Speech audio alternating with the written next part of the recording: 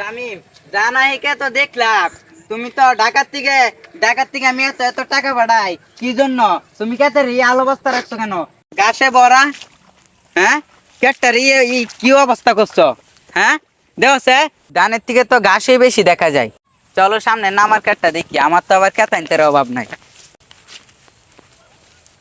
উস্তাদ আপনার এত এত গাছ এগুলো বেঁচে গেলেই তো পারেন।